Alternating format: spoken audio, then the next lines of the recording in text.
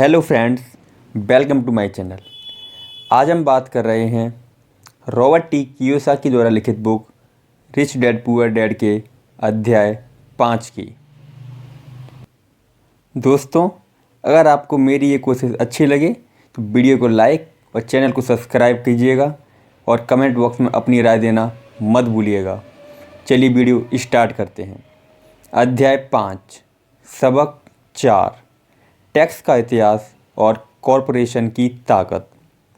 मुझे याद है हमें स्कूल में रॉबिन हुड और उनके सुखी ग्रोह की कहानी बताई गई थी। मेरे स्कूल टीचर का मानना था कि यह केविन कॉस्नर की तरह कि एक रोमांटिक हीरो की अद्भुत कहानी है जो अमीरों को लूटता था और गरीबों में बांट देता था। मेरे अमीर डैडी की नज़र में रॉबिन हुड हीरो नहीं था, वे उसे बदमाश मानते थे।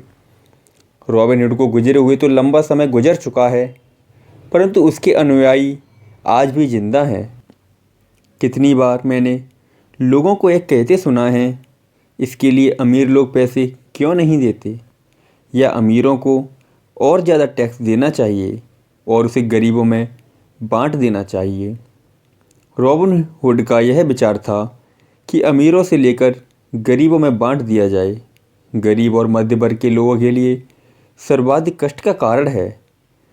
इसी रॉबिन हुड आदर्श के कारण मध्य वर्ग पर टैक्स का इतना भारी बोझ लदा हुआ है। सच्चाई तो यह है कि अमीरों का टैक्स लगता ही नहीं है।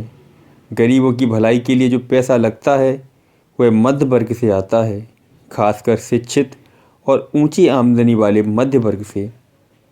टैक्स के बारे में पूरी तरह से समझने के लिए हमें इसकी ऐतिहासिक पृष्ठभूमि को समझने की ज़रूरत है। हमें टैक्स के इतिहास को जानने की ज़रूरत है। हालांकि मेरे पढ़े लिखे डैडी शिक्षा के इतिहास पर कमाल का ज्ञान रखते थे, परंतु मेरे अमीर डैडी टैक्स के इतिहास के विशेषज्ञ थे। अमीर डैडी ने माइक और मुझे यह समझाया कि इंग्लैंड और अमेरिका में पहले कोई टैक्स नहीं लगते थे। कभी कभार युद्ध का खर्च जुटाने के लिए कुछ समय के लिए टैक्स जरूर लगा करते थे। राजा या राष्ट्रपति मुंह से कह भर देता था और हर आदमी उसकी कही बात मानकर अपना सहयोग देता था। ब्रिटेन में 1799 से 1816 के बीच नेपोलियन से युद्ध के समय टैक्स लगाया गया था और अमेरिका में 1861 से 1865 के बीच हुए सिविल वॉर के खर्च को जुटाने के लिए टैक्स लगाया गया था। 1874 में इंग्लैंड ने इनकम टैक्स को अपने नागरिकों पर स्थायी रूप से लागू कर दिया। 1913 में संविधान के 16वें संशोधन के साथ अमेरिका में भी आयकर स्थायी रूप से लागू हो गया। एक समय था जब अमेरिकी लोग टैक्स विरोधी हुआ करते थे। चाय पर बहुत ज़्यादा टैक्स लगने के कारण ही बोस्टन हार्बर पर प्रसिद्ध टी पार्टी की घटना हुई थी, जिससे क्रांतिकारी युद्ध को ताकत मिली थी।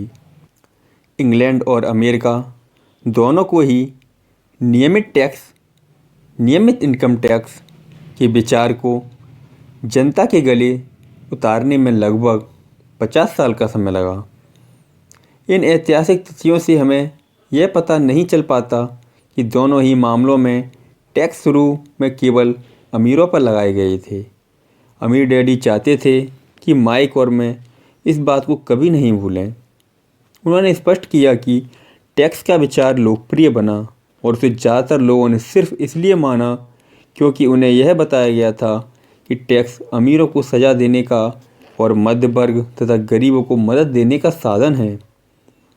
इसी कारण जनता ने टैक्स कानून के समर्थन में वोट दिए और यह वैधानिक बन गया।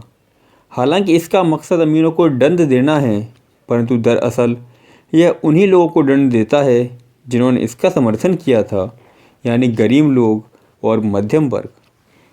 एक बार सरकार ने पैसे का स्वाद चख लिया तो उसकी भूख बढ़ती गई। अमीर डैडी ने कहा, तुम्हारे डैडी और मैं पूरी तरह विरोध में हैं। वह एक सरकारी ब्यूरोक्रेट हैं और मैं एक पूंजीपति हूँ।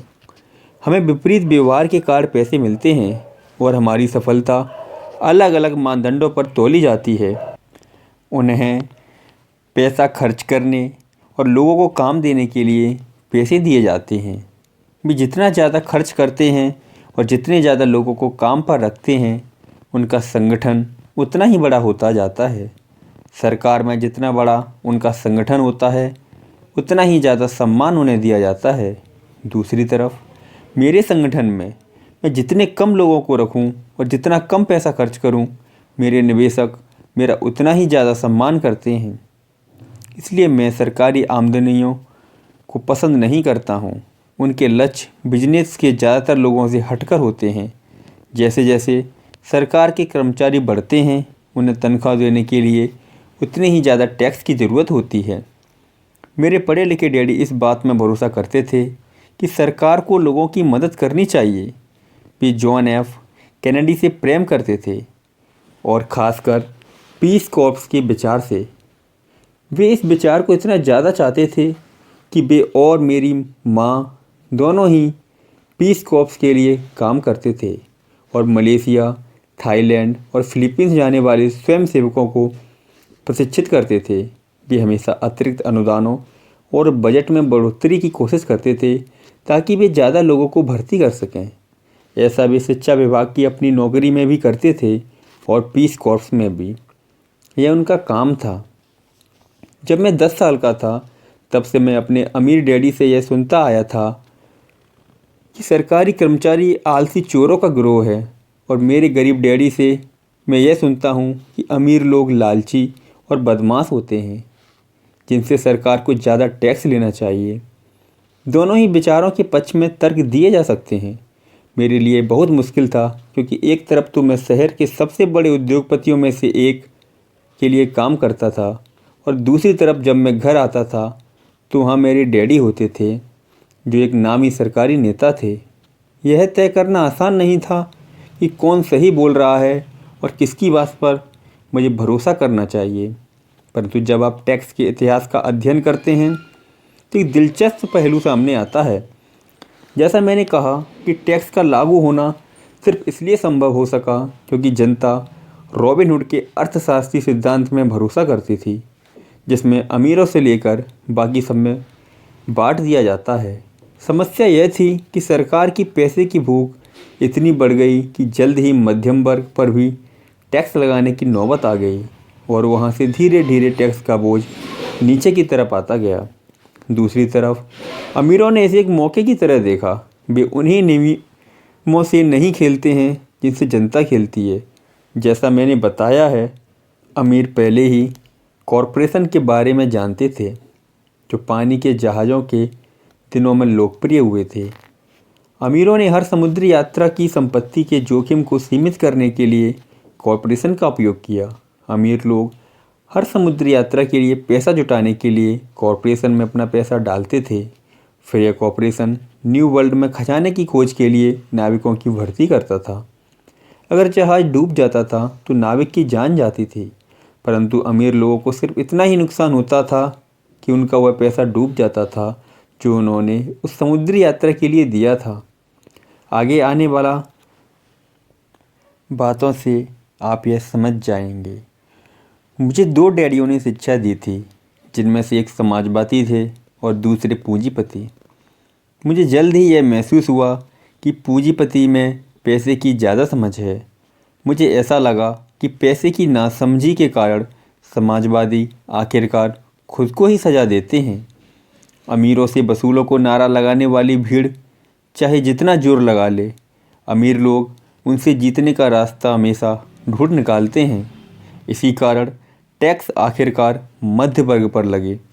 अमीरों ने बुद्धिजीवियों को अपनी बुद्धि से हरा दिया, सिर्फ इस कारण क्योंकि वे पैसे की ताकत को जानते थे और यह विषय स्कूलों में नहीं पढ़ाया जाता। अमीर लोगों ने बुद्धिजीवियों को किस तरह हराया। एक बार अमीरों से वसूलों का कानून पारित हुआ तो सरकार की तिजोरी में पैसा आने लगा। पहले तो लोग इस बात से खुश हुए। यह पैसा सरकारी कर्मचारियों और अमीरों को दिया जाने लगा। सरकारी कर्मचारियों के पास यह पैसा नौकरियों और पेंशन के रूप में गया। अमीरों के पास यह पैसा उनकी फैक्ट्रियों के जरिए मिले सरकारी कॉन्ट्रैक्ट से आया। सरकार के पास ढेर सारे पैसे थे, परंतु उस पैसे की मैनेजमेंट की समस्या थी। उसमें कोई रिसर्कुलेशन नहीं था। दूसरे शब्दों में, सरकारी नीति में अगर आप एक सरकारी ब्यूरोक्रेट हैं तो आप पैसा बचाना पसंद नहीं करते। अगर आप अपने लिए आवंटित फंड को खर्च नहीं कर पाते तो आपको अगले बजट में उतनी राशि नहीं मिलेगी और निश्चित रूप से आपको योग्य तो माना ही नहीं जाएगा। दूसरी तरफ बिजनेस में पैसा बचाने वाले के लिए इनाम मिलता है और ऐसा करने पर आपको काबिल माना जाता है। जब बढ़ते हुए सरकारी खर्चों का यह चक्र चलता रहा तो पैसे की मांग बढ़ी और अमीरों से टैक्स वसूलों के विचार में अब कम अमीर लोगों को भी शामिल कर लिया गया और इस तरह सरकार इतने नीचे आ गई कि वह गरीब और मध्यम वर्गीय लोग भी टैक्स के दायरे में आ गए जिन्होंने इसके लिए वोट दिए थे। सच्चे पूंजीपतियों ने बचने का तरीका खोजने के लिए अपनी पैसे की समझ का प्रयोग किया। वे कॉरपोरेशन की सुरक्षा में चले गए। कॉरपोरेशन अमीर लोगों को सुरक्षा देता है, परंतु कई लोग जिन्होंने कभी कॉरपोरेशन नहीं बनाया यह नहीं जानते कि कॉरपोरेशन जैसी कोई चीज़ नहीं होती। कॉरपोरेशन केवल एक फाइल का फोल्डर होता है जिसमें कुछ कानूनी दस्तावेज लगे होते हैं जो राज्य सरकार की एजेंसी में दर्ज होकर किसी वकील के ऑफिस में रखा होता है। यह कोई बड़ी बिल्डिंग नहीं होती जिसके बाहर कॉरपोरेशन का नाम लिखा होता है। यह कोई फैक्ट्री या लोगों का समूह भी नहीं होता है। कॉरपोरेशन केवल एक कानूनी दस्तावेज है जो एक ऐसी कानूनी देह बना देता है जिसकी कोई आत्मा नहीं होती। अमीरों की संपत्ति एक बार फिर सुरक्षित हो गई।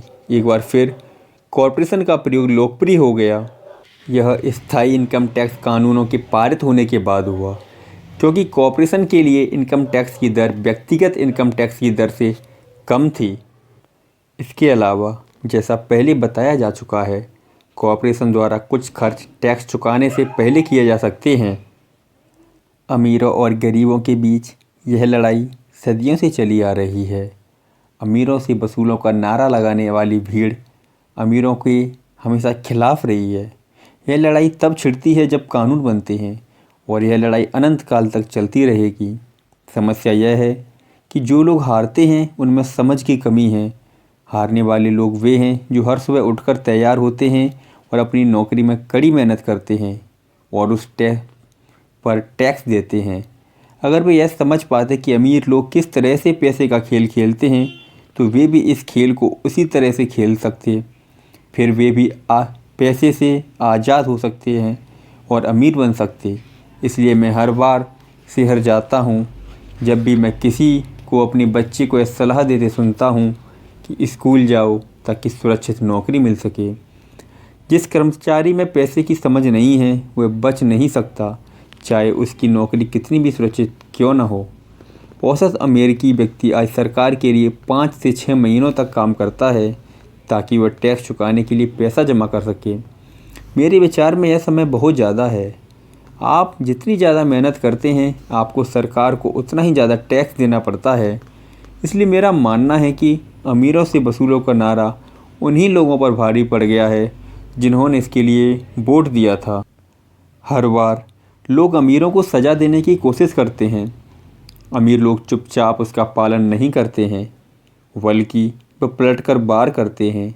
उनके पास पैसा, ताकत और इरादा होता है जिनके दम पर वे चीज़ों को बदल सकते हैं। वे चुपचाप बैठकर स्वेच्छा से ज़्यादा टैक्स नहीं चुकाते। वे ऐसे तरीके खोजते हैं जिनसे उन पर टैक्स का कम से कम बोझ पड़े। इसके लिए वे चतुर और स्मार्ट वकीलों तथा अकाउंटेंट्स की सेवा लेते हैं और राजनेताओं को मनाते हैं कि वे कानून बदलें या कानूनी बचाव के रास्ते बनाएं। उनके पास परिवर्तन करवाने के लिए ज़रूरी संसाधन होते हैं। अमेरिका का टैक्स कानून भी टैक्स बचाने के लिए कई रास्ते प्रदान करता है। इनमें से ज़्यादातर रास्ते हर एक के लिए खुले हैं, परंतु इनका फ़ायदा सामान्य तौर पर अमीर लोग ही उठाते हैं क्योंकि वे इनकी खोज करते हैं और ऐसा इसलिए होता है क्योंकि वे अपने काम से काम रखते हैं। उदाहरण के तौर पर लोकप्रिय शब्द 1031 इंटरनल रेवेन्यू कोड के अनुच्छेद 1031 का संक्षिप्त रूप है, जिससे रियल एस्टेट बेचने वाले को टैक्स चुकाने में देरी करने का मौका मिलता है। अगर वह ज़्यादा महंगे रियल एस्टेट को खरीदता है और सौदेबाजी में फ़ायदा नहीं लेता। रियल एस्टेट एक ऐसी पूंजी निवेश है जो इतना बड़ा टैक्स लाभ देता है। जब तक आप कम कीमत की प्रॉपर्टी बेचकर ऊंची कीमत की प्रॉपर्टी खरीदते रहते हैं तो आपको तब तक टैक्स नहीं देना पड़ता जब तक कि आप उसे नगद ही न रखना चाहें। जो लोग कानून द्वारा दी गई इन टैक्स की छूटों का लाभ नहीं उठाते वे अपनी संपत्ति वाले कॉलम को बनाने का एक बहुत बड़ा मौका खो देते हैं। गरीबों और मध्य वर्ग के पास उतने संसाधन नहीं होते, वे चुपचाप बैठे रहते हैं और सरकार की सुइयों को अपनी बाह पर लगने देते हैं और ब्लड डोनेशन की इजाज़त दे देते हैं। आज मैं ज़्यादा टैक्स चुकाने वाले या कम छूट लेने वाले लोगों की संख्या से लगातार स्तब्ध होता रहता हूँ और वे ऐसा सिर्फ इसलिए करते हैं क्योंकि वे सरकार से डरते हैं। और मैं जानता हूँ कि सरकारी टैक्स एजेंट कितना डरावना होता है। मेरे कुछ दोस्त हैं जिनके बिजनेस बंद हो गए हैं और इसके लिए सरकार दोषी थी। मुझे यह सब पता है, परंतु जनवरी से लेकर मई के पहले पखवाड़े तक सरकार के लिए काम करना एक बहुत बड़ी कीमत है जो हम टैक्स के डर के कारण चुकाते हैं। मेरे गरीब डैडी ने कभी पलटवार नहीं किया, मेरे अमीर डैडी ने भी ऐसा नहीं किया। उन्होंने केवल खेल को चतुरता से खेला और उन्होंने एक ऐसा कॉरपोरेशन के माध्यम से किया जो अमीरों का सबसे बड़ा रहस्य है। अमीर डैडी से मेरा पहला सीखा गया सबक आपको याद होगा। मैं 9 साल का बच्चा था और मुझे उनसे बात करने के लिए बहुत समय तक इंतज़ार करना पड़ा था। मैं अक्सर उनके ऑफिस के बाहर बैठकर उनका इंतज़ार करता था। वे जानबूझकर मुझे नज़रअंदाज करते रहते थे। वे चाहते थे कि मैं उनकी ताकत को पहचानूं और एक दिन खुद भी इतना ताकतवर बनना चाहूं। जितने भी समय तक मैंने उनका मार्गदर्शन में पढ़ा और सीखा, उन्होंने मुझे हमेशा यह याद दिलाया कि ज्ञान ही ताकत है और पैसे के साथ जो बड़ी ताकत आती है उसे बनाए रखने के लिए और उसे कई गुना करने के लिए सही ज्ञान की ज़रूरत होती है। उस ज्ञान के बिना संसार आपको इधर उधर धक्के मारता रहता है। अमीर डैडी हमेशा माइक और मुझे यह बात याद दिलाया करते थे कि सबसे ज़्यादा डरावना व्यक्ति बॉस या सुपरवाइज़र नहीं होता बल्कि टैक्समैन होता है। अगर आप उसे मौका देते हैं तो टैक्समैन हमेशा आपसे ज़्यादा से ज़्यादा वसूल कर लेगा। पैसा मेरे लिए काम करे, मैं पैसे के लिए काम ना करूं। मेरा यह पहला सबक दरअसल ताकत के बारे में है। अगर आप पैसे के लिए काम करते हैं तो आप ताकत को अपने बॉस के हाथों में दे देते हैं। अगर आपका पैसा आपके लिए काम करता है तो आप ताकत को अपने पास रखते हैं और उसे काबू में रखते हैं। एक बार हमारे लिए काम करने वाले पैसे की ताकत का ज्ञान हो जाए, फिर हमें पैसे के लिहाज से स्मार्ट हो जाना चाहिए और हमें डराने वाले लोगों से निपटने के रास्ते ढूंढ लेने चाहिए। इसके लिए आपके पास कानून की समझ होनी चाहिए और इस बात की भी सिस्टम कैसे काम करता है। अगर आप अज्ञानी हैं तो आपको आसानी से डराया जा सकता है। अगर आप जानते हैं कि आप क्या बात कर रहे हैं तो आपके पास बचने का मौका होता है। इसलिए अमीर डैडी स्मार्ट टैक्स अकाउंटेंट्स और वकीलों को इतना ज़्यादा वेतन देते थे। वकीलों को वेतन देना सरकार को टैक्स देने से सस्ता था। मेरे लिए उनका सर्वश्रेष्ठ सबक था, स्मार्ट बनो ताकि तुम्हें इधर उधर धक्के ना दिए जा सकें, और मैंने ज़िंदगी भर इसे अपनाया है। वे कानून जानते थे क्योंकि वे कानून का आदर करते थे। वे कानून जानते थे क्योंकि कानून ना जानना बहुत महंगा साबित हो सकता था। अगर आप जानते हैं कि आप सही हैं तो आप किसी से भी उलझने से नहीं डरेंगे, चाहे आपका मुकाबला रॉबिन हुड और उसके गिरोह से ही क्यों ना हो। मेरे पढ़े लिखे डैडी मुझे हमेशा प्रोत्साहित करते थे कि मैं किसी अच्छे कॉर्पोरेशन में बढ़िया सी नौकरी खोजूं। वे मुझे हमेशा उन अच्छाइयों के बारे में बताते थे जो कॉर्पोरेट सीढ़ी पर चढ़ने से हासिल की जा सकती है। वे यह नहीं समझ पाते कि कॉर्पोरेट नियोक्ता से मिलने वाले वेतन के चेक पर पूरी तरह निर्भर रहने से मैं एक ऐसी दुधारू गाय बन जाता था जिसे दुहा जा सकता है। जब मैंने अपने अमीर डैडी को अपने डैडी की सलाह बताई तो वे केवल हंसे। उन्होंने सिर्फ यही कहा, सीढ़ी का मालिक ही क्यों न बना जाए। बचपन में मुझे यह समझ में नहीं आया कि एक कॉरपोरेशन के मालिक होने से अमीर डैडी का क्या मतलब था। ये एक ऐसा विचार था जो असंभव और डरावना लग रहा था। हालांकि मैं इस विचार से रोमांचित था, परंतु मेरी कम उम्र में मैं इस संभावना पर विचार ही नहीं कर पा रहा कि वयस्क लोग किसी दिन मेरी कंपनी में काम करेंगे। मुद्दे की बात यह है कि अगर अमीर डैडी नहीं होते तो मैं अपने पढ़े लिखे डैडी की सलाह का पालन कर रहा होता। मेरे अमीर डैडी के बार बार याद दिलाने के कारण ही मेरे अपने कॉपरेशन का विचार जीवन भर रहा। यह मुझे एक अलग राह पर चलाता रहा। जब मैं 15-16 साल का था तो मैं जानता था मैं उस राह पर नहीं चलने वाला जो मेरे पढ़े लिखे डैडी ने बताई है। मैंने नहीं जानता था कि मैं ऐसा किस तरह करूँगा, परंतु मैंने दृढ़ निश्चय कर लिया था कि भीड़ के साथ नहीं चलूँगा और उस दिशा में नहीं जाऊँगा जिस तरफ मेरे सहपाठी जा रहे हैं। इस फैसले ने मेरी ज़िंदगी बदल दी। जब तक मैं 25 साल का हुआ तब तक मेरे अमीर डैडी की सलाह मुझे पूरी तरह समझ में नहीं आई थी। मैंने हाल ही में मरीन कॉर्प्स छोड़ी थी और मैं जेरोक्स के लिए काम कर रहा था। मुझे बहुत पैसा मिल रहा था, परंतु हर बार जब भी मैं अपनी तनख्वाहों के चेक को देखता था तो मुझे हमेशा निराशा होती थी। कटौतियाँ इतनी ज़्यादा थीं और जितना ज़्यादा मैं काम करता था कटौतियाँ उतनी ही ज़्यादा होती थीं। जब मैं ज़्यादा सफल होने लगा तो मेरे वरिष्ठ बॉस मेरे प्रमोशन और तनख्वाह बढ़ाने की बातें करने लगे। यह सुनने में अच्छा लगता था, परंतु मैं अपने कानों में अपने अमीर डैडी की यह आवाज़ भी सुन सकता था, तुम किसके लिए काम कर रहे हो? तुम किसे अमीर बना रहे हो? 1974 में जेरोक्स के कर्मचारी के रूप में ही मैंने अपना पहला कॉर्पोरेशन बनाया और अपने काम से काम रखना शुरू कर दिया। पहले से ही मेरे संपत्ति वाले कॉलम में कुछ संपत्तियां मौजूद थीं, परंतु अब मैंने ठान लिया था कि उन्हें बढ़ाया जाए। कटौतियों वाली तनख्वाह को देख देख कर मुझे अमीर डैडी की सलाह में समझदारी दिखने लगी। अगर मैं अपने पढ़े लिखे डैडी की सलाह पर चलता तो मुझे अपना भविष्य साफ नज़र आ रहा था। कई नियोक्ता यह अनुभव करते हैं कि अगर कर्मचारी अपने काम से काम रखे तो यह उसके बिजनेस के लिए बुरा होता है। मुझे विश्वास है कि ऐसा कुछ लोगों के साथ हो सकता है, परंतु मेरे साथ ऐसा नहीं था। एक बार मैंने अपने काम से काम रखने की ठान ली और अपनी संपत्तियां बढ़ाना शुरू कर दिया तो मैं एक बेहतर कर्मचारी बन गया। मेरे पास अब एक लक्ष्य था। मैं सुबह जल्दी आ जाता था, मेहनत से काम करता था और इस तरह ज़्यादा से ज़्यादा पैसे कमाता था ताकि मैं उसे रियल एस्टेट में निवेश कर सकूं। हवाई में उस समय कीमतें तेज़ी से बढ़ रही थीं और वहाँ किस्मत चमकाई जा सकती थी। जितना ही ज़्यादा मुझे यह लगा कि वहाँ निवेश की संभावना है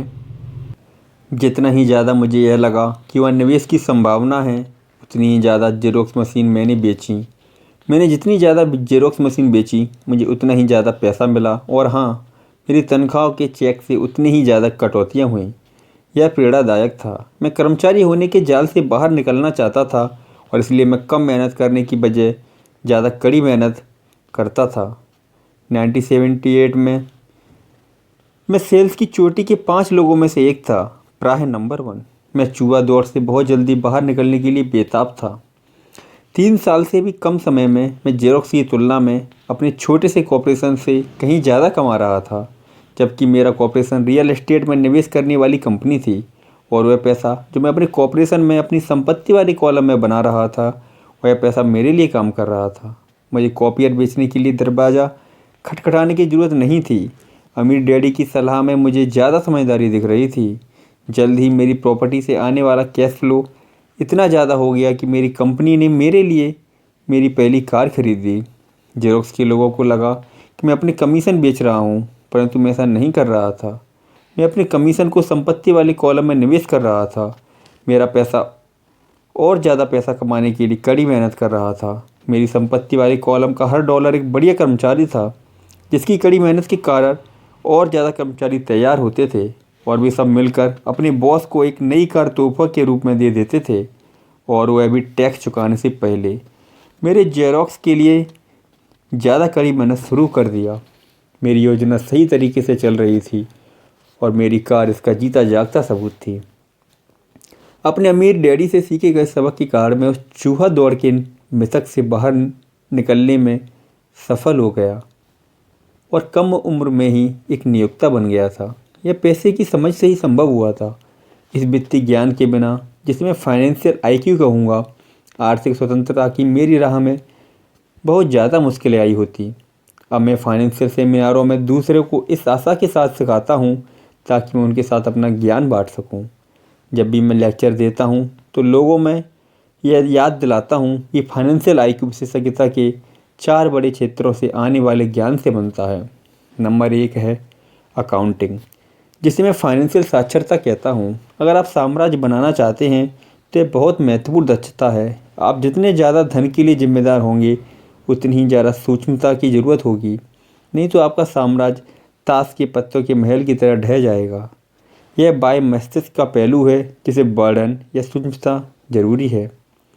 फाइनेंशियल साक्षरता वह योग्यता है जिसके सहारे फाइनेंशियल स्टेटमेंट्स को पढ़ा और समझा जा सकता है। इस योग्यता से आप किसी भी व्यवसाय की कमजोरियों और मजबूतियों को पहचान सकते हैं।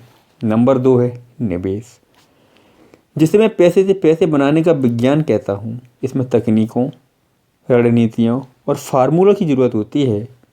यह मस्तिष्क का दायां पहलू है, यानी रचनात्मक पहलू। नंबर 3 है बाजार की समझ, मांग और पूर्ति का विज्ञान। बाजार के तकनीकी पहलुओं को जानने की ज़रूरत है जो कि भावनाओं द्वारा संचालित होते हैं।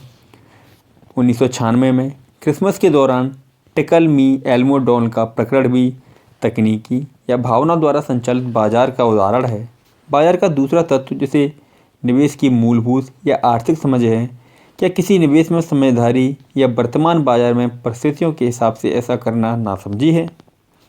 कई लोग यह सोचते हैं कि बाजार को समझना या निवेश की अवधारणाएं बच्चों को समझ में नहीं आएंगी क्योंकि ये जटिल होती हैं। वे नहीं देख पाते कि बच्चे इन विषयों को अनुभूति से समझ लेते हैं। जो लोग एल्मो डॉल से परिचित नहीं होंगे उनके लिए यह एक सीसम स्ट्रीट कैरेक्टर थी जिसे क्रिसमस के पहले बच्चों को खूब प्रचारित किया गया था। लगभग सभी बच्चे इसे खरीदना चाहते थे और अपनी क्रिसमस की सूची में उन्होंने इसे सबसे ऊपर रखा था। परंतु क्रिसमस के लिए इसका विज्ञापन करने के बाद जब यह बाजार से गायब हो गई तो कई लोग यह सोचने लगे कि कहीं कंपनी ने जानबूझकर तो इसे बाजार से गायब नहीं कर दिया है। इसकी मांग बहुत ज़्यादा थी और पूर्ति बहुत कम, इसलिए बाजार में भगदड़ और हड़बड़ी का माहौल बन गया। स्टोर्स में जब खरीदने के लिए कोई डॉल नहीं बची तो दुकानदारों और दूसरे खिलौने बनाने वालों ने इसका मुनाफा कमाने का मौका देखा। जिन्हें डॉल नहीं मिल पाई थी वे दुर्भाग्यशाली मम्मी डैडी क्रिसमस के लिए कोई दूसरा खिलौना खरीदने के लिए मजबूर हो गए। टिकल मी एल्मो डॉल की अविश्वसनीयता लोकप्रियता मेरी समझ में नहीं आई, परंतु यह मांग और पूर्ति के अर्थशास्त्र का बढ़िया उदाहरण है। यही बात स्टॉक, बॉन्ड, रियल एस्टेट और बेसबॉल कार्ड बाजारों पर लागू होती है। नंबर 4 है कानून। उदाहरण के तौर पर अकाउंटिंग, निवेश और बाजारों की तकनीकी दक्षताओं के सहारे कॉर्पोरेशन का प्रयोग विस्फोटक वृद्धि प्रदान कर सकता है। कोई भी आदमी जिसे कॉर्पोरेशन द्वारा दिए जाने वाले टैक्स फ़ायदों और सुरक्षा का ज्ञान हो वह बहुत ज़्यादा तेज़ी से तरक्की कर सकता है और अमीर बन सकता है, जो किसी कर्मचारी या छोटे बिजनेस के मालिकों के लिए संभव नहीं है। इसमें उतना ही अंतर है जितना पैदल चलने वाले और उड़ने वाले में होता है। यह अंतर बहुत ज़्यादा हो जाता है जब हम इसे दीर्घकालीन संपत्ति के संदर्भ में देखते हैं। नंबर 1 टैक्स लाभ। एक कॉर्पोरेशन कई चीज़ें ऐसी कर सकता है जो एक आदमी नहीं कर सकता, जैसे कि यह टैक्स देने से पहले खर्च कर सकता है। यह विशेषज्ञता का एक ऐसा क्षेत्र है जो बहुत रोमांचक है, परंतु इसमें अंदर घुसना तब तक ज़रूरत नहीं है जब तक कि आपका बिजनेस से संपत्ति बहुत बड़ी ना हो। कर्मचारी कमाते हैं और टैक्स चुकाते हैं और फिर जो बचता है उससे अपना खर्च चलाते हैं। एक कॉर्पोरेशन कमाता है, जितना खर्च कर सकता है करता है और फिर बची हुई रकम पर टैक्स चुकाता है। यह अमीरों द्वारा इस्तेमाल किया जाने वाला सबसे बड़ा कानूनी बचाव का रास्ता है। इन्हें बनाना आसान है और बहुत ज़्यादा महंगा नहीं है, बशर्ते आपके पास अपने खुद के निवेश हों जो अच्छे कैश फ्लो दे रहे हों। उदाहरण के तौर पर अपने कॉर्पोरेशन का फ़ायदा यह है, घूमने जाने का कार्यक्रम हवाई में बोर्ड मीटिंग बन जाता है। कार का भुगतान, बीमा, रिपेयर इत्यादि कंपनी खर्च में डाल दिए जाते हैं। हेल्थ क्लब की सदस्यता भी कंपनी खर्च है। ज़्यादातर रेस्टोरेंट के डिनर भी आंशिक व्यय हैं और भी बहुत से ऐसे खर्च हैं जो टैक्स चुकाने के पहले किए जाते हैं। नंबर 2, कानूनी मुकदमों से सुरक्षा। हम एक कानूनी समाज में रहे हैं। हर आदमी आपसे फ़ायदा चाहता है। अमीर लोग अपने क्रेडिटर से अपनी ज़्यादा संपत्ति को छुपाने के लिए कॉर्पोरेशंस को ट्रस्टर्स का सहारा लेते हैं। जब भी कोई किसी अमीर आदमी पर दावा ठोकता है तो उसे यह पता चलता है कि वह कानूनी कवच से घिरा हुआ है। दरअसल उस अमीर आदमी के पास कोई संपत्ति है ही नहीं। वे हर चीज़ पर नियंत्रण रखते हैं, परंतु वे किसी चीज़ के मालिक नहीं होते। गरीब और मध्यम वर्गीय लोग हर चीज़ के स्वामी होने की कोशिश करते हैं। इसलिए जब उन पर दावा ठोका जाता है तो वे सरकार या अपने साथी नागरिकों के हाथों अपनी संपत्ति खो बैठते हैं। उन्होंने रॉबिन हुड की कहानी से यह सीखा है कि अमीरों से वसूलो, गरीबों में बांट दो। इस पुस्तक का लक्ष्य यह नहीं है कि कॉर्पोरेशन बनाने का तरीका बताया जाए, परंतु मैं कहूँगा अगर आपके पास किसी तरह की वैध संपत्तियाँ हों तो आप जितनी जल्दी हो सके कॉर्पोरेशन द्वारा दिए जाने वाले फ़ायदों और सुरक्षा के बारे में ज़्यादा जान लें। इस विषय पर कई पुस्तकें लिखी गई हैं जो इस फ़ायदे के बारे में विस्तार से बताती हैं। इस कॉर्पोरेशन को बनाने के लिए ज़रूरी सीढ़ियों को भी समझाती हैं। एक पुस्तक खास तौर पर बहुत अच्छी है। इसका शीर्षक है थिंक एंड ग्रो रिच। यह पुस्तक कॉर्पोरेशन की ताकत का बखूबी वर्णन करती है। फाइनेंशियल IQ दरअसल कई कुशलताओं और गुणों का मेल है। मैं तो यह कहूँगा कि यह ऊपर बताई गई 4 तकनीकी दक्षताओं का समन्वय है जो मूलभूत फाइनेंशियल ज्ञान का आधार है। अगर आप बहुत ज़्यादा पैसा कमाना चाहते हैं तो इन दक्षताओं के समन्वय से आपका फाइनेंशियल ज्ञान बहुत ज़्यादा बढ़ जाएगा। तो दोस्तों, कैसी लगी ये वीडियो कमेंट बॉक्स में ज़रूर बताएं।